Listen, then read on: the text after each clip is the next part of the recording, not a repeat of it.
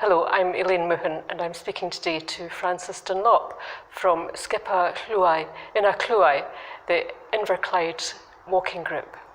And we're going to talk about the Gaelic walking songs. Frances, can you tell me what walking is, please?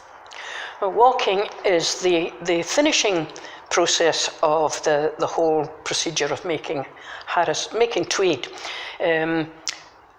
Harris tweed nowadays is all produced by machinery, of course, but in the old days, everything was done by hand, from the clipping of the sheet to weaving the cloth at home to the final process, which was the walking, or the luag in Gaelic, where the wet cloth was pounded on the table until it shrinks a little bit, usually about 4 inches they would take in the width, and this made it thicker and therefore, of course, warmer and tightened up the weave. So it was quite an important process. And who would have undertaken this work and where would they have done it? Right, it was women's work in Scotland. The women of any particular township would do it. If you had a tweed ready, in Harris it was the women that would do the weaving. In Lewis, for instance, the men would do it as well. But when you had a tweed ready, you would send round for your friends and the women would come. It was a great honour to be asked to a luag, and you would be practising your songs in the days beforehand, you know. And they would have done it probably in the barn, if they had one, or a shed, maybe the shed where the loom was. Not in the house, because the one thing that most people know about walking is what the cloth was soaked in, and that was stale urine, which was collected over a number of days, and the cloth was soaked in that and pounded on the table without rubber gloves, I may say.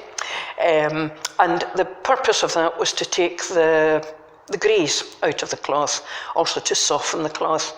And when you were using natural dyes, it helped the dyes to set and brighten. We're going to listen to an extract of the song Hura Voho. Frances, can you tell us if this is a typical walking song and what it's about, please?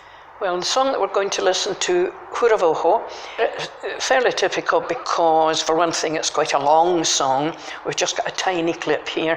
And one thing with the songs is that it wasn't a unified whole. Each little section might be a totally different subject. So this one, the first little bit that Rona sings, says, I heard a story about you, my boyfriend, that you were sailing not to Holland, not to France, but to Skye, to Dunvegan or Duntulm. So he maybe have spun her a tale about sailing to foreign ports, you know. Then there's another bit, again about a sailor, says, your ship is in a terrible state, you're sitting there and it's falling to pieces all around you. The rudder is gone, the anchor is dragged, the cable are snapping, and you're sitting there drinking. And then it changes again and says, I would go with you anywhere, my darling. I would go through Scotland and Ireland with you. I would go through the darkest wood with you. Go anywhere. Even if your young wife would be jealous of me. And you think, oh dear. And some of these songs are really so honest, and they give a real insight into the women's world that you don't really get anywhere else.